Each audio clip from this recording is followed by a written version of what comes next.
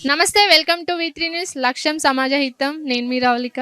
So ప్రస్తుతం ఎన్నికల వేడి ఒక రకంగా ఉంటే తెలంగాణలో ఇప్పుడు సోషల్ మీడియాలో బర్రెలెక్క ఆలియస్ శిరీష గారు. సో రోజు మనం చూస్తూనే ఉన్నాము. ఇక్కడ కొల్లాపూర్ అభ్యర్థిగా నామినేషన్ వేశారు. సో ప్రస్తుతం ఈరోజు పర్మిషన్స్ కూడా వచ్చినాయి అనుకుంటా. సో ఇప్పుడు ప్రస్తుతం శిరీష గారితో ఉన్నాము. వారి మాటల్లో తెలుసుకుందాం అది ఎలా ముందుకు వెళ్తున్నారు అనేది. హాయ్ అండి, బాగున్నారు? బాగున్నక్క, మీరు బాగున్నారా? బాగున్నాము. సో ఎమ్మెల్యేగా నామినేషన్ వేశారు. సో ఎలా అనిపిస్తుంది? అంటే ఇది ఫస్ట్ టైం వేయడం, కొంచెం టెన్షన్గా అనిపిస్తుంది, కానీ చాలా హ్యాపీగా ఉంది. సో ఇప్పుడు అందరి క్వశ్చన్ ఏంటంటే ఎమ్మెల్యేగా నామినేషన్ వేసినందుకు మీ వెనక ఎవరో ఉన్నారో అని అనుకుంటున్నారు. ఇక్కడికి వచ్చి మీరు చూస్తున్నారు, నేను ఒక్కదాన్నే వేసుకుంటున్నా తప్ప నా వెనక ఎవ్వరు లేరు. నా వెనక ఎవరు ఉన్నారు? ప్రతి ఒక్కరు ఇదే క్వశ్చన్ అడుగుతారు. ఇప్పటికొకటే చెప్తున్నా, నా వెనక ఎవ్వరు లేరు, అన్ని పనులు నేనే చేసుకుంటున్నా. అంటే క్యూ న్యూస్కి కూడా వెళ్ళారు, చాలా న్యూస్ ఛానల్స్కి ఇంటర్వ్యూ ఇచ్చారు. మల్లన్న గారు కూడా సపోర్ట్ చేస్తున్నారు, అంటే కాంగ్రెస్ కదా. సో అటు సైడ్ నుంచి ఏమైనా ఉందా అని డౌట్స్. అయితే క్యూ న్యూస్ ఆయన స్పెషల్గా నన్ను 2-3 సార్లు అయితే పిలవలేదు. ఆ టైంలో చాలామంది అక్కడికి వెళ్తుంటారు. అక్కడికి వెళ్ళిన వాళ్ళందరికీ ఆయన సపోర్ట్ చేస్తుండ్రు అని అట్లా ఎందుకు అనుకుంటారు అంటే, నేను ఫేమినా కూడా నన్ను అనుకుంటారేమో. సో నాకు మల్లన్న గారు ఎలాంటి సపోర్ట్ ఏం చేయట్లేదు. ఆయన నా న్యూస్ ప్రజలకు తెలియజేయాలని చెప్పేసి నన్ను పిలిచారు, ఇక అంతే. సో ఫస్ట్ ఆఫ్ ఆల్ మిమ్మల్ని చాలా అప్రిషియేట్ చేయాలి. ఒక ఉమెన్గా అండ్ యూత్లో మీరు రాజకీయాల్లోకి ముందుకు వస్తున్నారు. అండ్ నా తరపున congratulations and all the best. So ఎలా ముందుకు వెళ్ళాలనుకుంటున్నారు? ఇప్పుడు టైం కూడా లేదు, 10 days ఉంది. ఒక్క రోజు చాలు తారుమారు అవ్వడానికి ఏదైనా కానీ. సో నేనేమనుకుంటున్నా అంటే, 1972 నుంచి ఇప్పుడు 2018 వరకు ఒక ముగ్గురు ఇండిపెండెంట్ క్యాండిడేట్స్ గెలిచిరనమాట. సో 4th క్యాండిడేట్ నేను అనుకుంటున్నా. 4th క్యాండిడేట్ నేను గెలిచి చూపిస్తా. ఇప్పుడు మీకు సోషల్ మీడియా చూసుకుంటే చాలా క్రేజ్ ఉంది, కానీ మనకి ఇక్కడ గెలవాలన్నా, మనం ప్రజల్లోకి వెళ్ళాలన్నా లోకల్లో బలం అనేది చాలా ఇంపార్టెంట్. సో మరి ఎలా ముందుకు వెళ్తారు ఈ విషయం? నాకు ఈరోజే పర్మిషన్స్ వచ్చినాయి. సో పర్మిషన్స్ వచ్చినాయి కాబట్టి నేను ప్రచారం స్టార్ట్ చేస్తా రేపు. అంటే నిన్న మన పర్మిషన్స్ ఇయ్యలేదు, మీరు చాలా బాధపడ్డారు, ఏడ్చారు కూడా. సో అంటే దీని వెనక ఎవరైనా ఉన్నారా పర్టికులర్గా? ఇంకా దీని వెనక ఎవరున్నారు అనేది అయితే క్లారిటీగా తెలియదు. నేను పర్మిషన్స్ కోసం 16 డేట్ మార్నింగ్ నుంచి ట్రై చేస్తున్నా. అసలు పర్మిషన్స్ రావట్లేదు, రిజెక్ట్ అవుతున్నాయి. అన్నిటికన్నీ సరిగ్గా చేసినా కానీ ఎందుకు రిజెక్ట్ అవుతున్నాయి అనేది మాకు అర్థం అవ్వలేదు. కావాలని అసలు ప్రాసెస్ కరెక్ట్గా వెళ్ళినా కానీ కావాలని మా టైం వేస్ట్ చేసుకుంటూ అక్కడికి వెళ్ళండి ఇక్కడికి వెళ్ళండి అని చెప్పేసి చాలా టైం వేస్ట్ చేసి మమ్మల్ని తిప్పి 30 తిప్పలు పెట్టిరు. అయినా సరే మేము అన్నీ తిరుగుతూ అసలు మేము ఒక ఆర్టీఓ ఆఫీస్కి వెళ్ళాలని చెప్పారు. అక్కడికి వెళ్ళినాం. అసలు అక్కడికి వెళ్ళి హైలైట్ ఏంటంటే పోలీస్ స్టేషన్కి వెళ్ళాలని అన్నారు ఫస్ట్. మేము అక్కడికి వెళ్ళినాం. వెళ్ళిన తర్వాత ఈవినింగ్ కొట్టిస్తామని అన్నారు. సర్లే అని వెయిట్ చేసినాం. తర్వాత ఆర్టీఓ ఆఫీస్కి వెళ్ళాలి. సో అన్ని కావాలని తిప్పలు పెడతారు. సరే ఎనీవే ఏదేమైనా కానీ లాస్ట్కు పర్మిషన్స్ అయితే వచ్చినాయి. రేపటి నుంచి ప్రచారం స్టార్ట్ చేస్తున్నా. సో వేసిన కొత్తలో అయితే చాలా టెన్షన్గానే ఉంది. సో ఇప్పుడు చాలామంది నేనే చూస్తున్నా, ఎక్కడెక్కడ నుంచో కాల్స్, ఎక్కడి నుంచో వచ్చి మీకు ఎంకరేజ్ ఇస్తున్నారు. సో ఎలా అనిపిస్తుంది? చాలా అంటే చాలా హ్యాపీగా అనిపిస్తుంది. వేరే డిస్టిక్ నుంచి చాలామంది అక్క వాళ్ళు వచ్చారు, అన్న వాళ్ళు కూడా వచ్చారు.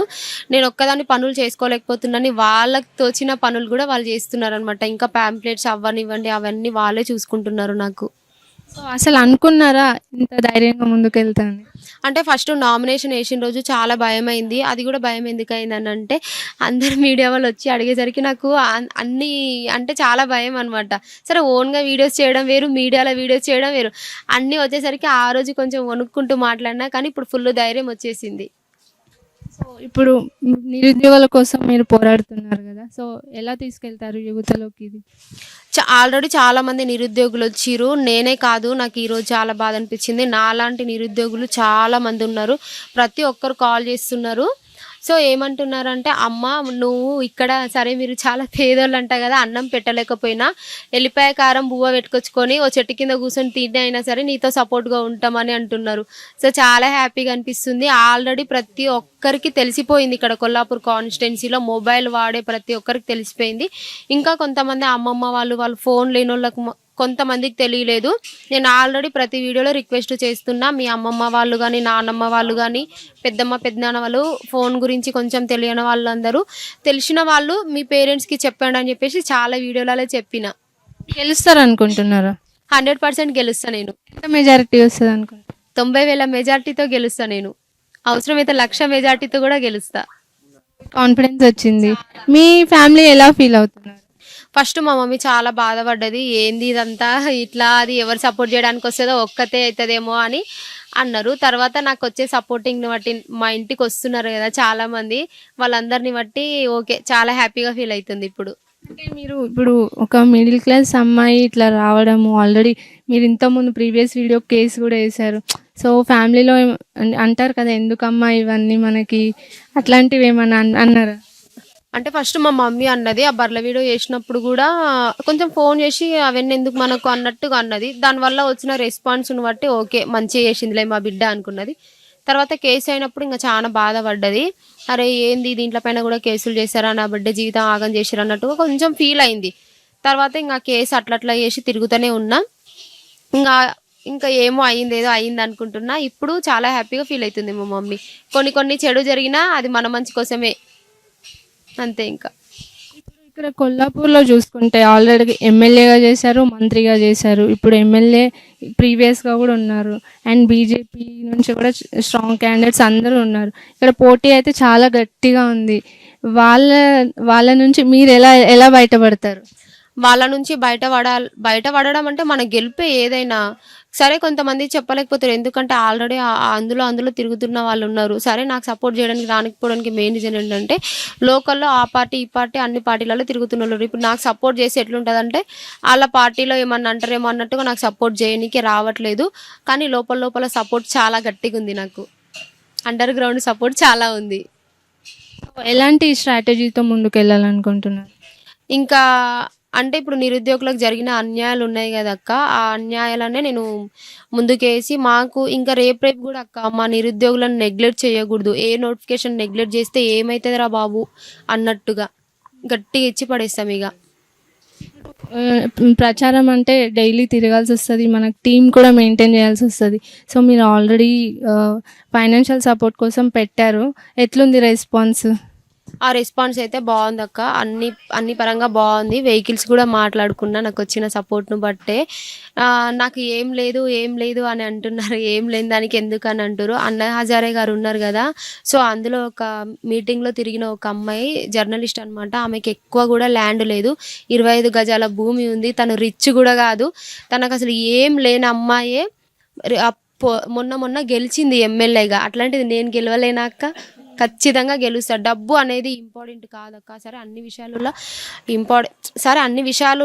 కొన్ని విషయాలలో ఇంపార్టెంటే, కానీ అన్ని విషయాలలో డబ్బు ఇంపార్టెంట్ కదా. డబ్బు చూసే ఓటేస్తారు అనేది అది పిచ్చి ఆలోచన. సో నేను ఇంత ధైర్యంగా వచ్చిన ఒక అమ్మాయి వచ్చిందని చెప్పేసి చాలా మంది పేరెంట్స్ కూడా నాకు కాల్ చేస్తారు. ఈరోజు ఒక మార్నింగ్ ఒక ఆమె వచ్చేసి సడన్గా హగ్ చేసుకొని ఏడుస్తుంది, నీకున్న ధైర్యం నాకున్నా, నేను ఎప్పుడో బాగుపడేదాన్ని తల్లి అని చెప్పేసి.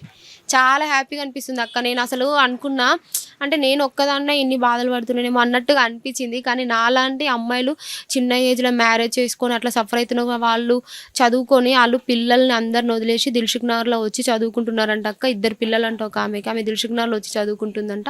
నోటిఫికేషన్స్ అన్ని క్యాన్సిల్ అవ్వడం వల్ల ఆమె అయితే చచ్చిపోదాం అనుకుంటుందంట. అసలు ఇంట్లో అత్తను, మామను, పిల్లల్ని, హస్బెండ్ అందరిని వదిలేసి వచ్చి చదువుకొని నోటిఫికేషన్స్ అన్ని పోస్ట్ పోన్లు చేసి పేపర్లు అమ్ముకుంటే మా పరిస్థితి ఎట్లుంటుంది అక్క అసలు. సరే మేము సింగిల్గా ఉన్నాం కాబట్టి ఈ సంవత్సరం కాకుండా అట్లా చదువుకుంటాం మేమైనా, కానీ అట్లా పిల్లలు ఉన్న వాళ్ళు ఎట్లుంటుంది అక్క పరిస్థితి. అసలు ఇంత ఈజీగా నిరుద్యోగులు ఎందుకు ఇంత నెగ్లెక్ట్ చేస్తున్నారు?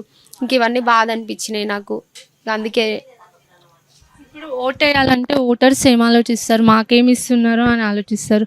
లేదు అంటే ఆమె చిన్నపిల్ల, ఆమెకి ఏం తెలుసు, ఏదో సోషల్ మీడియాలో క్రేజ్ చూసి నామినేషన్ వేసింది అని ఇలాంటి థాట్స్ ఉన్న వాళ్ళకి మీరు ఇచ్చే సమాధానం ఏంటి? నేనిచ్చే సమాధానం ఏంటి అంటే, చెప్పాను కదా అన్నా హజారే గారి క్యాంపెయిన్లో తిరిగిన ఒక జర్నలిస్ట్ అమ్మాయి, ఆమె పేరు నాకు సరిగా ఐడియా లేదు.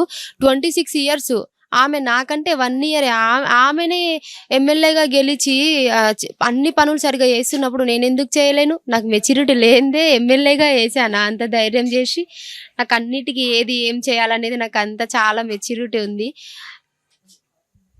సో ఈల గుర్తుతో ముందుకు వెళ్తున్నారు. ఫైనల్గా మీ ఓటర్స్కి ఏం చెప్పాలనుకుంటున్నారు? ఇగో ఈల గుర్తుకు గట్టిగా ఓటేయాలి. ఏడ అంటే మన కొల్లాపూర్ కాన్స్టిట్యున్సీ మొత్తం చరిత్రలో నిలిచిపోవాలి. అదంతా మీ చేతుల్లోనే ఉంది. ఎట్లా అంటే కొల్లాపూర్ కాన్స్టిట్యున్సీ అంటే ఆల్రెడీ నేను నామినేషన్ వేసిన రోజు బ్రాండ్ పేపర్ అయినటువంటి హిందూ పేపర్‌లోనే వచ్చిన. అట్లాంటిది మన కొల్లాపూర్ కాన్స్టిట్యున్సీ చరిత్రలో నిలిచిపోవాలి. చాలా మంది అక్క ఆ 2013లో అత్తారింటికి దారేది సినిమా టికెట్లు దొరకక ఎలా హడావిడి చేశారో ఇప్పుడు బర్రెలక్క ఇంటికి దారేదని గూగుల్‌లో సెర్చ్ చేస్తుర్రు. అర్థం అవ్వట్లే. ఆల్రెడీ నేను సక్సెస్ అయినా అని. యాక్చువల్‌గా మేము కూడా మరికెళ్ళి వెళ్ళాము. సో ఇక్కడ ఉండరు పెద్దపల్లి అంటే మళ్ళీ ఇక్కడికి వచ్చాము. అక్క ఆల్రెడీ నువ్వు ఇన్‌స్టాలో చూడు, యూట్యూబ్‌లో చూడు, ప్రతి ఒక్క దాంట్లో ఎన్ల ఓటింగ్ పెట్టినా 78% నాకొస్తుంది. 78% వస్తుంది నాకు. ఇంకేం అక్క ఖచ్చితంగా నేను గెలుస్తా. చాలా వరకు నాకు కాల్స్ చేస్తున్నారు. ఇక్కడ విలేజెస్ వాళ్ళు నాకెవ్వరు అంటే కొన్ని మంది తెలుసు. తెలియని విలేజెస్ కొల్లాపూర్ కాన్స్టిట్యున్సీ వాళ్ళు కూడా నాకు ఫోన్ చేసి, "అక్క మేము 40 ఓట్లు ఏపిస్తాం. అక్క నేను ఈ ఓట్లు ఏపిస్తాం" అని చెప్తుర్రు. ఇంకేంటక్క ఖచ్చితంగా నేనే గెలుస్తా. మరి రేపటి నుంచి స్టార్టా? రేపటి నుంచి ఇక స్టార్ట్ చేస్తా. ఆల్రెడీ అంటే కొంచెం అంటున్నారనమాట మామూలుగా, "ప్రచారం ఎందుకమ్మా ఆపేసుకోవచ్చు కదా, ఓట్లు చీల్తే అది ఇది" అని. ఎందుకు భయం అంతా అంటే నేను గెలుస్తా కాబట్టి వాళ్ళు భయపడుతున్నారు. ఇంక ఎవరనేది చెప్పను కానీ అంటున్నారు ఆల్రెడీ, "ప్రచారం చెయ్యకు" అని చెప్పేసి అంటున్నారు. వాళ్ళు నాకు వచ్చి చెప్తున్నారంటే వాళ్ళకి అర్థమైపోయింది, ఈ అమ్మాయి గెలుస్తుందిరా బాబు అని చెప్పేసి నాకు చెప్తున్నారు. నేను సరేలే అమ్మాయి వచ్చింది, ఏదో చిన్న ఏజ్ అమ్మాయి, అంత లైట్ తీసుకునే వాళ్ళైతే నాకెందుకు చెప్తారు. ఆల్రెడీ అర్థమైపోయింది నేను గెలుస్తా అని. నేను 100% గెలుస్తా. కొల్లాపూర్ నియోజకవర్గంలో చరిత్రలో కొల్లాపూర్ నియోజకవర్గంని సృష్టిస్తా ఇంకా. సో ఇన్ని డేస్ అయితే చాలా బాధలుండే, ఎన్నో కష్టాలు పడ్డావు జాబ్ లేక. సో ఇప్పుడు ఇది ఒక కొత్త కోణం. సో ఎలా అనిపిస్తుంది? ఫస్ట్ నాకు భయం అనిపించింది. కానీ ఇప్పుడు చాలా హ్యాపీగా ఉంది. ఎందుకంటే ఇప్పుడు నేను ఇంతమంది రేపు ఎమ్మెల్యేగా గెలిస్తే అసలు చాలా మంది లైఫ్ మొత్తం అసలు కొల్లాపూర్ అంటేనే బ్రాండ్ అట్లా మార్చేస్తా. నా వల్ల మారుతుంది కదా అని చాలా హ్యాపీగా అనిపిస్తుంది. థ్యాంక్ యూ శిరీష గారు. చూసారు కదా, సో ఇలాంటి యువత రాజకీయాల్లోకి రావాలి, అందులో ఉమెన్. సో మిడిల్ క్లాస్ వాళ్ళంటే రాజకీయం అంటే డబ్బులున్న వాళ్ళనే చూస్తాము, లేకపోతే రాజకీయ చరిత్ర ఉన్న వాళ్ళనే చూస్తాము. సో మనలాంటి మిడిల్ క్లాస్ వాళ్ళు, అందులో అమ్మాయిలు కూడా రాజకీయాల్లోకి వస్తున్నారంటే నాకైతే చాలా గర్వంగా ఉంది. సో మీరు కూడా వీలైనంత వరకు మీ సపోర్ట్ తెలపండి శిరీష గారికి. సో మీరు తప్పకుండా గెలవాలని మా ఛానల్ తరపున నేను కోరుకుంటున్నాను. All the best. ఫైనల్గా మీ ఓటర్స్కి ఏం చెప్తారు? మందు విందు అవి కాకుండా ఏది మంచి ఏది చెడు అనైతే చూడండి. సో ఇంకా ఎన్ని రోజులు చెప్పండి. వాళ్ళు ఒక ముసలోళ్ళంతా చేయడం ఎందుకు చెప్పండి. ఒక యంగ్ అమ్మాయినైనా 25 ఇయర్స్కి ఇంత ధైర్యం చేసి నేను ఈ నిలబడ్డా అంటే నాకు సపోర్ట్ చేయడానికి రాండి. ఇంకా ఏంటంటే నా విలేజ్ నుంచే చాలామంది నాకు సపోర్ట్ చేయడానికి ఎందుకు అంటే కొంతమంది వస్తున్నారు, ఇంకా కొంతమంది రావట్లేదు. అసలు మన ఊరు ఏడ ఉందిరా బాబు, యాడ్నో ఉంది, అందరు రండి. ఎందుకు అసలు ఎక్కడెక్కడి నుంచో వస్తున్నారు చాలా మంది తెలుసా. భువనగిరి, యాదాద్రి, ఇంకా ఎక్కడ ఖమ్మం, వేరే ఊరోళ్ళు వచ్చి నాకు సపోర్ట్ చేస్తున్నప్పుడు మన ఊరోళ్ళకి ఏమైంది అసలు? రండి నా దగ్గరికి. మన ఊరు పేరు కానీ కొల్లాపూర్ కాన్స్టిట్యున్సీ పేరు కానీ మొత్తం నిలబెట్టేద్దాం. అసలు ఒక అమ్మాయిని అయి ఉండి నేను ఇంత ధైర్యం చేసినప్పుడు మీరు ఎందుకు భయపడుతురు అనేది అర్థం కాదు. చాలా భయపడుతురు అక్క.